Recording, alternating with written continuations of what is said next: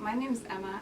I am a beginner sewer and I have decided to take on a really big project. So I thought I'd start making videos and share the process. Welcome to my brand new YouTube channel and let's see where this takes us.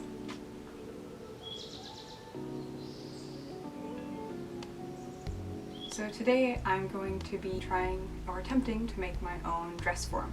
I used to have a dress form before I moved and I gave it away because I didn't feel like I would have space or use for it. And then I went and got engaged and decided to make my own wedding dress. So I need a dress form. I looked at buying a professional one. There's some very well-known brands of professional dress forms and they're not really within my budget. I'm making a dress partially because the dress of my dreams is not within my budget either. Then I started looking at Pinterest to see what Pinterest had to offer as far as like DIY options. I found that some people make theirs out of duct tape, some people make theirs out of plaster, and they like wrap themselves in plaster. It's a super messy process. Other people will use like paper mache and other things like that, and I was kind of striking out. I didn't really know what I was going to do, and then I was browsing around on Etsy for sewing patterns, and I found a sewing pattern that is for a dress form, and you can pick the size based off your own measurements. So I'm going to do that. I bought the pattern, have it printed out, and I'm going to cut it out, and let's get started.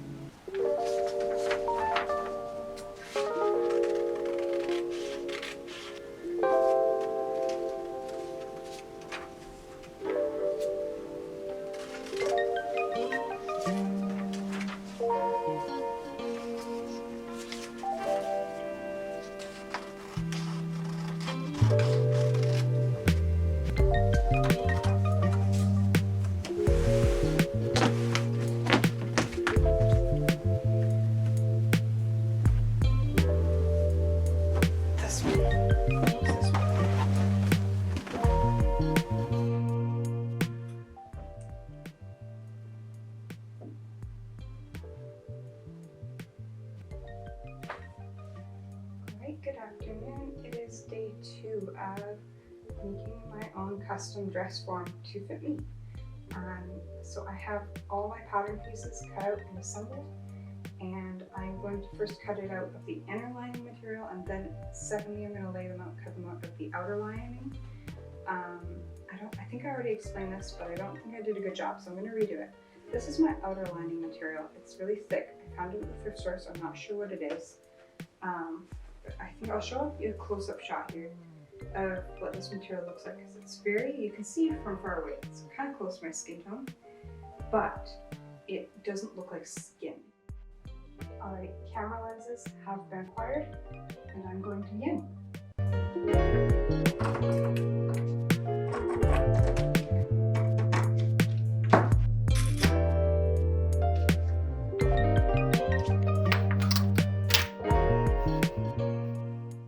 So I'm learning that these things are all fine and dandy. They're wonderful, they're convenient, they slip in and out, which is great. But there's a small problem, and it's that they can't hold on to things that are not on an edge. So the weights are nice. I've got my camera lenses here from the thrift store that I like to use. They kind of hold down the fabric. It's really difficult to be precise without pins, because pins can keep it in place in all these little points all along. And these clippages, which are cute and wonderful and convenient, can't. I feel like I need just a little bit more time to get used to not working with pins.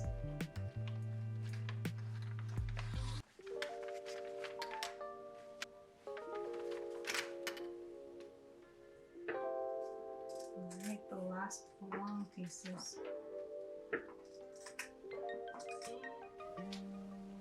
Very slowly, but I'm learning. Here, I want another pin on this side.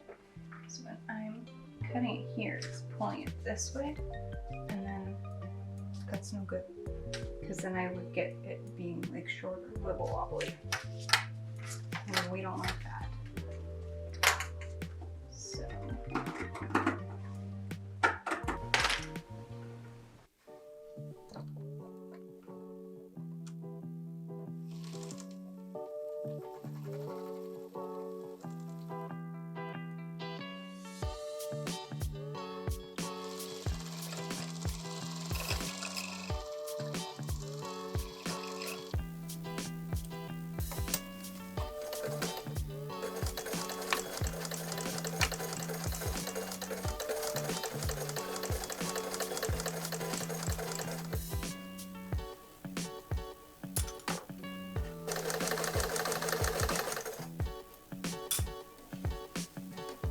dress form. She is all sewn up. This is the back, this is the front. I accidentally left the opening for the base on the front instead of the back, but I think it'll be okay. So I'm going to start stuffing her. I have some batting. I'm going to use this for a couple areas like the shoulders where I want to make sure it's not super lumpy, and so that I can have some structure on it without being too heavy. I have a bag of regular stuffing that somebody gave me because they weren't going to finish it.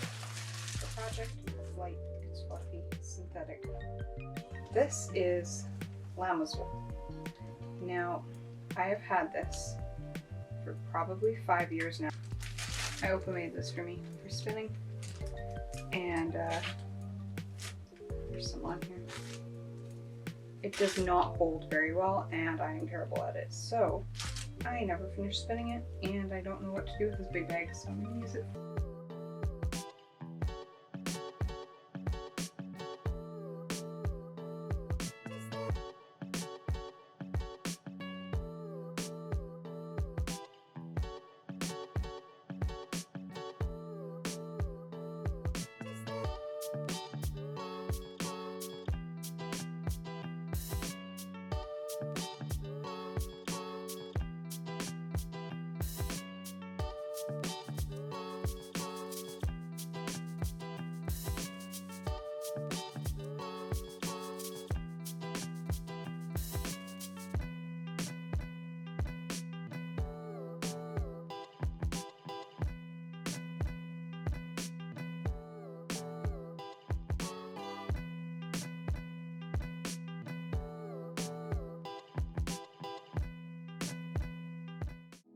So this is Betty. Her waist is a little bit smaller than mine, her hips are a bit bigger than mine, her shoulders are a little bit less broad, but that's alright. She is not perfect, and she still has a little bit of work to be done before I'm ready to use her. For example, she's a tabletop mannequin right now, she has no stand, but I'll get to that. I think I picked up some parts to make a stand from work, some cardboard tubes. I got a big one and I got a small one.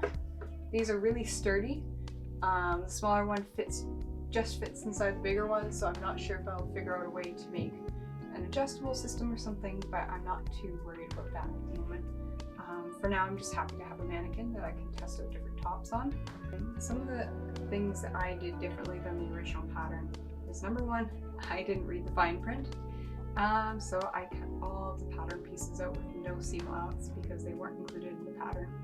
And I knew that something felt wrong when I was cutting the pattern, but I didn't look into it, which was really an amateur mistake. But I am an amateur. That would be why her waist is so small, even though I did measure myself and then choose the pattern based off the measurements. I realized this mistake right before I started sewing all the parts together, but I had used up all this material that I have. So I did my best to sew appropriately, but there are some spots, like you can see up here and this shoulder right here, where the seams are starting to come apart a little bit, but I'm also, especially on the spots along the waist, I'm not really willing to take it in more. So what I'm gonna do is I'm gonna go in by hand and fix these mistakes. The other mistake I made is when I was sewing on the base, I accidentally sewed it backwards and I left the hole at the front. I guess I pinned it wrong or something, or just the way it stretched, but it's all gathered at the front when I hand sewed it together. I did my best to mitigate it, but it still doesn't look good. Another thing I did differently is I ran a thread through the back to the center front, up, what is that, probably 2 inches, and then back again, and then around again one more time, and just pulled it in tight. I did it with a bit of a thicker thread and doubled it up to make it nice and strong. And then the final thing I did, that wasn't necessarily different than the pattern, I think this is probably recommended, is I did lighter materials in the top, heavier materials in the bottom, just to give it some weight so it sits up straight. And so, yeah, that was my mannequin project. It's not 100% finished. I'm going to make a stand for Betty, and I think that you guys will see it in one of my future videos where I start making the mock-up for my dress, which is the next thing I have to do. We've got Betty 1.0. Turns out you can make your own fitted mannequin. You just gotta use some nice upholstery fabric and get lots of stuffing. So it's nice to know that there's budget-friendly options available for those of us who don't have the budget for a $100 or $200 mannequin made to our size. That's the end of the video. The next video I'm going to do is going to be all about lace. I probably did between 20 to 30 hours of research on lace for my dress. I'm going to share that, and then the next video after that is going to be mock-ups. So in that video I will have a stand done for her, and I'm excited about that. So if you're interested in the stand that I made and how I made it, that will be 2 videos from there. I hope this is helpful to somebody somewhere. That would be cool. Because, you know, it's cool to know that you can make your own mannequin and it doesn't have to cost like $150, $200 to get a mannequin that's your size. Yeah, so if you want to follow along, I guess you can subscribe if you're interested. And I'm excited. I hope I don't get in trouble for Betty looking like she's not wearing anything. Cheers, and we'll see if I make another video. I think that.